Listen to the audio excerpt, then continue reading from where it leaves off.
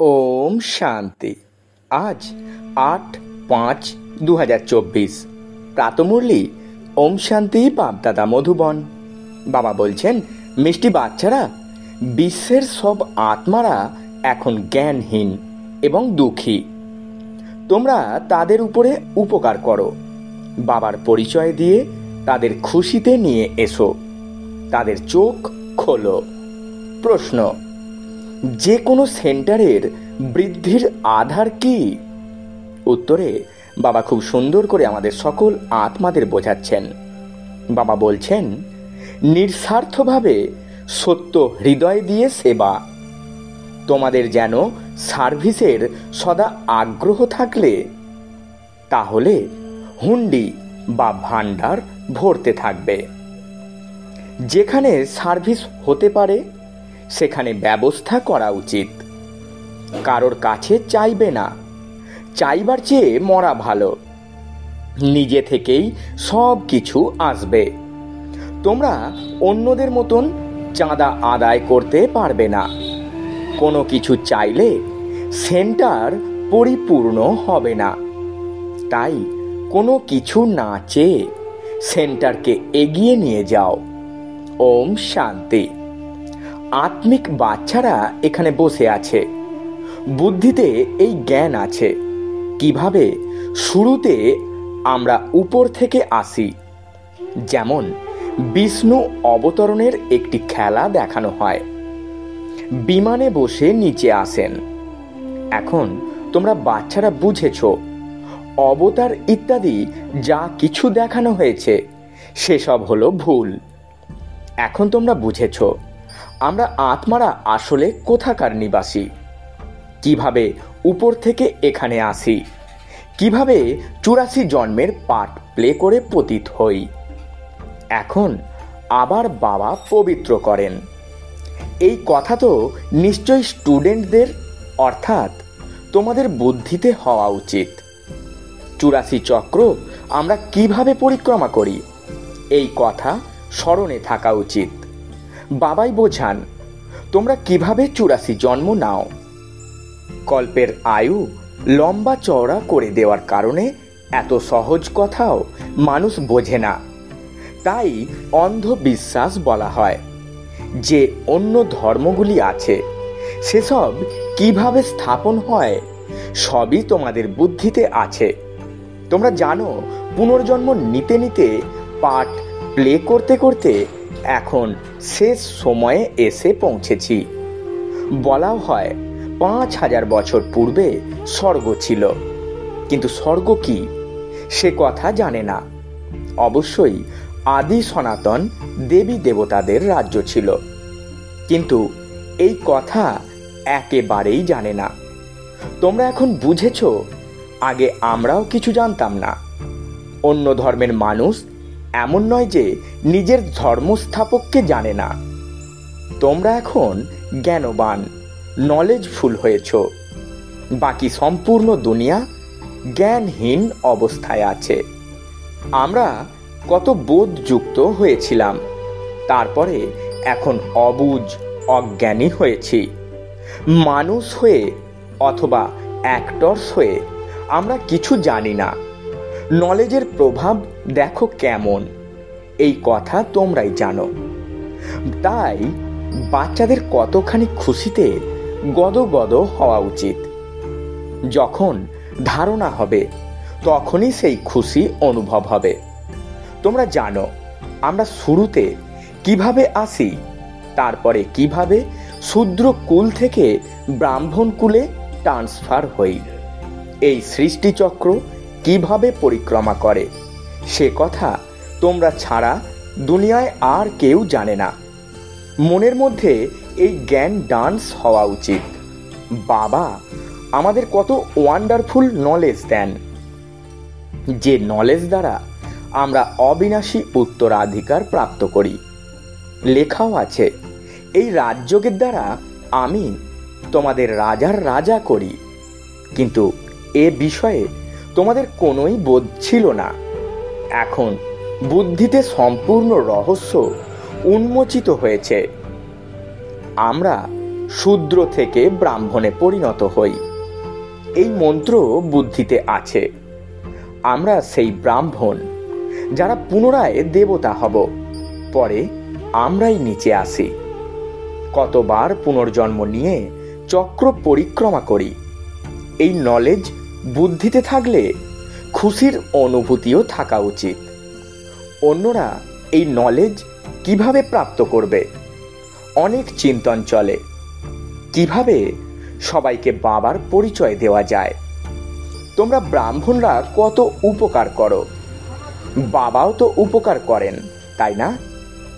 যারা একেবারে জ্ঞানহীন ছিল তাদের সদা সুখী করেন, তাদের চোখ খোলেন। খুশি তো হয়, তাই না? যাদের সার্ভিস করার শখ থাকে তাদের মনে এইরূপ ভাবনা আসা উচিত। অনেক খুশির অনুভূতি হওয়া উচিত। আমরা আত্মারা কোথাকার নিবাসী? কিভাবে পার্ট প্লে করতে আসি?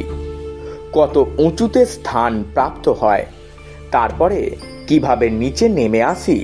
তখন রাবণ রাজ্য কবে আরম্ভ হয়? এইসব বুদ্ধিতে এখন এসেছে। ভক্তি ও জ্ঞানে রাত দিনের পার্থক্য আছে। শুরু থেকে কে ভক্তি করে এসেছে? তোমরা বলবে প্রথমে আমরা আসি, অতএব আমরা অনেক সুখ ভোগ করি, তারপরে আমরা ভক্তি করা শুরু করি। পূজ্য এবং পূজারীতে কতখানি রাত দিনের মতন পার্থক্য আছে। তোমাদের কাছে এখন অনেক জ্ঞান আছে, খুশির অনুভব হওয়া উচিত, তাই না? কিভাবে আমরা 84 চক্র পূর্ণ করি? কোথায় 84 জন্ম, কোথায় 84 লক্ষ? এত ছোট কথাও কারোর খেয়ালে আসে না। লক্ষ বছরের তুলনায় এটি হলো 1-2 দিনের সমান। ভালো বাচ্চাদের বুদ্ধিতে এই চক্র পরিক্রমা করে, তাকেই বলা হয় সদর্শন চক্রধারী। সত্যযুগে এই নলেজ থাকে না। স্বর্গের কত মহিমা গাউন হয়, সেখানে শুধু ভারতই ছিল। যা ছিল তাই আবার হতেই হবে। বাইরে থেকে দেখলে তো কিছুই চোখে পড়ে না, সাক্ষাৎকার হয়। তোমরা জানো এই পুরানো দুনিয়া এবারে শেষ হওয়ার আছে। তারপরে নম্বর অনুসারে আমরা নূতন দুনিয়ায় আসব। আত্মারা কিভাবে পার্ট প্লে করত সেসব তো তোমরা বুঝেই গেছো। আত্মারা তেমন করে উপর থেকে নিচে নামে না, যেমন নাটকে দেখানো হয়। আত্মাকে তো কেউ চোখ দিয়ে দেখতে পারে না। আত্মা কিভাবে আসে, ছোট শরীরে কিভাবে প্রবেশ করে, বড়ই ওয়ান্ডারফুল এই খেলা। এই পঠন পাঠন হলো ঈশ্বরীয়। এতে দিন রাত চিন্তন চলা উচিত। আমরা তথ্যটি একবার বুঝে যেন সবটুকু চোখে দেখে তারপর বর্ণনা করি। আগে জাদুকর অনেক জিনিস বের করে দেখাতো। বাবাকেও জাদুকর, সওদাগর, রত্নাকর বলা হয়, তাই না? আত্মাতেই সম্পূর্ণ জ্ঞান থাকে। আত্মাই হলো জ্ঞানের সাগর। যদিও বলা হয় পরম আত্মা হলেন জ্ঞানের সাগর, কিন্তু তিনি কে, কিভাবে তিনি জাদুকর হন, সেসব কেউ জানে না। আগে তোমরাও বুঝতে না। এখন বাবা এসে দেবতায় পরিণত করেন। মনের মধ্যে কতখানি খুশির অনুভব হওয়া উচিত। একমাত্র বাবাই হলেন নলেজফুল। আমাদের পড়ানো উনি। এই কথা শুধু তোমরা বাচ্চারাই জানো। এই সব দিন রাত স্মরণে থাকা উচিত। এই অসীম জগতের নাটকের নলেজ শুধুমাত্র এক বাবাই বলে দেন, আর কেউ বলে দিতে পারে না। বাবা কি আর দেখেছেন, কিন্তু তার মধ্যে সম্পূর্ণ নলেজ আছে। বাবা বলেন, আমি সত্যযুগ ত্রেতায় আসি না, কিন্তু নলেজ পুরোটাই বলি। আশ্চর্য অনুভব হয়, তাই না? যে কখনো পার্টি করেনি সে কিভাবে বলে দেয়। বাবা বলেন, আমি কিছুই দেখি না, না আমি সত্যযুগ ত্রেতায় আসি, কিন্তু আমার মধ্যে কত নলেজ আছে যে আমি একবার এসেই তোমাদের নলেজ প্রদান করি। তোমরা পাঠ করেছ, তোমরা জানো না, আর যে পাঠ করেনি সে এসে সব বলে দেয়। ওয়ান্ডার, তাই না? আমরা যে পাঠধারী আমরা কিছুই জানি না, আর বাবার সম্পূর্ণ নলেজ আছে। বাবা বলেন, আমি কি সত্যযুগ ত্রেতায় আসি যে নিজের অনুভব তোমাদের শোনাবো? ড্রামা অনুযায়ী না দেখে, অনুভব না করে সম্পূর্ণ নলেজ প্রদান করি। কতখানি ওয়ান্ডার! আমি পাঠ প্লে করতে আসি না, তবুও তোমাদের পুরো পাঠ বোঝাই। এই জন্যই আমায় নলেজফুল বলা হয়। অতএব বাবা বলেন, এবারে মিষ্টি মিষ্টি বাচ্চারা, নিজের উন্নতি করতে হলে নিজেকে আত্মা সুনিশ্চিত করো। এ হলো খেলা। তোমরা তবুও এমন খেলাই খেলবে, দেবী দেবতা হবে, তারপরে অন্তিম সময়ে চক্র লাগিয়ে মানুষ হবে। ওয়ান্ডার অনুভব হওয়া উচিত, তাই না? বাবার মধ্যে এই নলেজ এলো কিভাবে? তার তো কোনো গুরু নেই। ড্রামা অনুযায়ী তার এমন পাঠ প্লে করাটাই নির্দিষ্ট আছে। একেই প্রকৃতি বলা হবে, তাই না? প্রতিটি কথা হলো ওয়ান্ডারফুল। সুতরাং বাবা বসে নূতন কথা বোঝান। বিরাট রূপের চিত্র কত ভালো। লক্ষ্মীনারায়ণ বা বিষ্ণুর যে চিত্র বানানো হয় তাতে দেখানো হয় আমরা কিভাবে 84 জন্মে আসি। আমরা সেই দেবতা, পরে ক্ষত্রিয়, বৈশ্য, তারপরে শূদ্র। এই কথা স্মরণ করতে কি কোনো কষ্ট আছে? বাবা হলেন নলেজফুল। কারোর কাছে না পড়েছেন, না শাস্ত্র ইত্যাদি পড়েছেন, কিছু না পড়ে, কোনো গুরুর কাছে দীক্ষিত না হয়ে এতখানি নলেজ বসে শোনানো, এমন তো কখনো কেউ দেখেনি। বাবা কত মিষ্টি। ভক্তিমার্গে অনেকে অনেককে আলাদা আলাদাভাবে মিষ্টি ভাববে। যে যাকে পাচ্ছে তার পুজো করতে শুরু করে দিচ্ছে। বাবা বসে সব রহস্য বোঝান। আত্মাই হলো আনন্দ স্বরূপ, তারপরে আত্মাই দুঃখ রূপে পরিণত হয়ে ছি ছি হয়ে যায়। ভক্তিমার্গে তোমরা তো কিছুই জানতে না। আমার কত মহিমা বর্ণনা করে, কিন্তু কিছুই জানে না। এটিও কতখানি ওয়ান্ডারফুল খেলা। এই সম্পূর্ণ খেলা বাবা বুঝিয়েছেন। এতগুলি সিঁড়ির চিত্র কখনো দেখেনি, এখন দেখছে, শুনছে, বলছেও। এই জ্ঞান হলো যথার্থ, কিন্তু কাম মহাশত্রু। এই বিকারের উপরে জয় লাভ করতে হবে। এই কথা শুনেই ঢিলে হয়ে যায়। তোমরা কত বোঝাও, তারা বোঝে না। কত পরিশ্রম লাগে এই কথাও জানো। কল্প পূর্বে যারা বুঝেছিল তারাই বুঝবে। যারা দৈবী পরিবারে জন্মগ্রহণ করবে কেবল তাদেরই ধারণা হবে। তোমরা জানো আমরা শ্রীমত অনুযায়ী রাজধানী স্থাপন করছি। বাবার ডাইরেকশন হলো অন্যদেরও নিজের মতন তৈরি করো। বাবা সব জ্ঞান শোনাচ্ছেন, তোমরাও শোনাচ্ছ।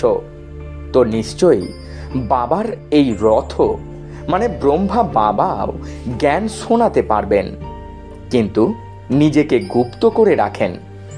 তোমরা শিব বাবাকেই স্মরণ করো।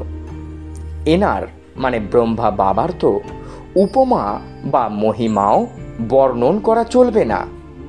সকলের সদ্গতি দাতা, মায়ার শিকল থেকে মুক্ত করেন একজনই। বাবা কিভাবে বসে তোমাদের বোঝাচ্ছেন এই কথা বাচ্চারা তোমরা ছাড়া কারোর জানা নেই। মানুষ এই কথাও জানে না যে রাবণ কি জিনিস। প্রতি বছর রাবণকে দহন করে। কুশ পুত্তলিকা তো শত্রুর বানানো হয়, তাই না? তোমরাও এখন জেনেছ যে রাবণ হলো ভারতের শত্রু, যে ভারতকে এত দুঃখী কাঙ্গাল করেছে। সবাই 5 বিকার রূপী রাবণের হাতের মুঠোয় বন্দি আছে। বাচ্চাদের মনে এই ভাবনা আসা উচিত, কিভাবে অন্যদেরও রাবণের হাত থেকে মুক্ত করা যায়। সার্ভিস করার জন্যে ব্যবস্থা করতে হবে, সত্য হৃদয় নিঃস্বার্থভাবে সেবা করতে হবে। বাবা বলেন, এইভাবেই বাচ্চাদের হুন্ডি ভরপুর করি, অর্থাৎ ভাগ্যের খাতায় জমা বৃদ্ধি করি। ড্রামায় নির্দিষ্ট আছে, সার্ভিসের খুব অবসর আছে, তখন সেবা করার জন্যে জিজ্ঞাসাবাদের প্রয়োজন থাকে না। বাবা বলে দিয়েছেন, সার্ভিস করতে থাকো, কারোর কাছে কিছু চাইবে না, চাইবার চেয়ে মরণ ভালো। আপনা আপনি তোমাদের কাছে আসবে। চাইলে সেন্টারে শক্তি থাকবে না। কারো কাছে কিছু না চেয়ে সেন্টারকে দাঁড় করাও, আপনা থেকে সব কিছু আসবে, তাতেই শক্তি থাকবে। যেমন বাইরে চাঁদা আদায় করে, তেমন তোমরা করবে না। মানুষকে তো কখনো ভগবান বলা যায় না। জ্ঞান হলো বীজ, বীজরূপ বাবা বসে তোমাদের জ্ঞান দিচ্ছেন। বীজ হলো নলেজফুল, তাই না? ওই পার্থিব বীজ বর্ণনা তো করতে পারবে না। তোমরা বর্ণনা করে থাকো, সব কথা বুঝতে পারো। এই অসীম জগতের বৃক্ষের কথা কেউ বোঝে না। তোমরা অনন্য বাচ্চারা জানো, নম্বর অনুসারে পুরুষার্থ অনুযায়ী। বাবা বোঝান, মায়াও হলো খুব প্রবল, অনেক কিছু সহ্য করতেও হয়। কত কঠিন বিকার আছে। ভালো সার্ভিসেবল বাচ্চাদেরও চলতে চলতে মায়ার এমন চর লাগে, তারা বলে আমরা পতিত হলাম। সিঁড়িতে উপরে উঠতে গিয়ে নিচে পড়ে যায়, তখন সমস্ত অর্জিত ধন অর্থাৎ সুকর্মের জমা ধন নষ্ট হয়ে যায়। দণ্ড তো প্রাপ্ত হওয়াই উচিত। বাবার কাছে শপথ করে, রক্ত দিয়ে লিখেও তারা হারিয়ে গেছে। বাবা পাকা করার জন্যে দেখেন, এত যুক্তি করা সত্ত্বেও দুনিয়ায় ফিরে যায়। কত সহজ করে বোঝান। পাঠধারীকে নিজের পাঠের কথা স্মরণ করা উচিত। নিজের পাঠ কি কেউ ভুলতে পারে? বাবা তো রোজ ভিন্ন ভিন্নভাবে বোঝাতে থাকেন। তোমরাও অনেককে বোঝাও, তবুও বলে আমরা বাবার সামনে যাব। এ তো হলো বাবারই ওয়ান্ডার। রোজ মুরলি চালান, তিনি হলেন নিরাকার। নাম, রূপ, দেশ, কাল তো নেই, তাহলে মুরলি শোনাবেন কিভাবে? ওয়ান্ডার অনুভব করে, তারপরে পাকা হয়ে আসে। ইচ্ছা হয় এমন বাবা যিনি অবিনাশী উত্তরাধিকার দিতে আসেন, তার সঙ্গে দেখা করি। এইভাবে পরিচয় পেয়ে এসে দেখা করলে বাবার কাছ থেকে জ্ঞান রত্ন ধারণ করতে পারবে, ভালোভাবে শ্রীমতের পালন করতে পারবে। আচ্ছা, মিষ্টি মিষ্টি হারানিধি বাচ্চাদের প্রতি মাতা পিতা বাপদাদার স্মরণে স্নেহ সুমন আর সুপ্রভাত। আত্মাদের পিতা তার আত্মারূপী বাচ্চাদেরকে জানাচ্ছেন নমস্কার। আমরা আত্মারূপী বাচ্চারা আমাদের আত্মারূপী মাতা পিতা বাপদাদাকে জানাই স্মরণে স্নেহ সুমন আর সুপ্রভাত এবং শত কোটি নমস্কার। ধারণার জন্যে মুখ্য সার। প্রথম পয়েন্ট, জ্ঞানকে জীবনে ধারণ করে খুশিতে গদগদ হয়ে থাকতে হবে। ওয়ান্ডারফুল জ্ঞান এবং জ্ঞান দাতাকে স্মরণ করে জ্ঞান ডান্স করতে হবে। দ্বিতীয় পয়েন্ট, নিজের পাঠের স্মরণে থাকতে হবে, অন্যদের পাঠকে দেখবে না। মায়া খুব প্রবল, তাই সাবধান থাকতে হবে। নিজের উন্নতিতে ব্যস্ত থাকো, সার্ভিস করার শখ রাখো।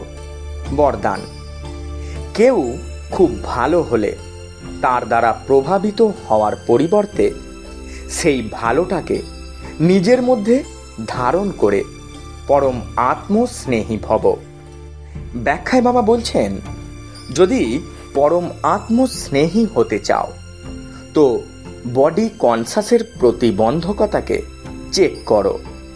কিছু কিছু বাচ্চা বলে এ খুব ভালো, বা এই বোন বা দিদি খুব ভালো, সেই জন্য একটু করুণা হয়।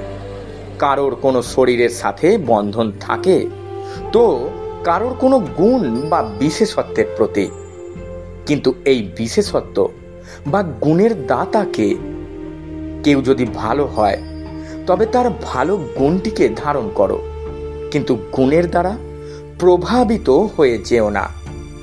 ডিটাচ আর বাবার প্রিয় হও। এই রকম প্রিয় অর্থাৎ পরম আত্মস্নেহী বাচ্চারা সর্বদা সেফ থাকে। স্লোগান, সাইলেন্সের শক্তিকে ইমার্জ করো তো সেবার গতি ফাস্ট হয়ে যাবে। ওম শান্তি। নমস্কার।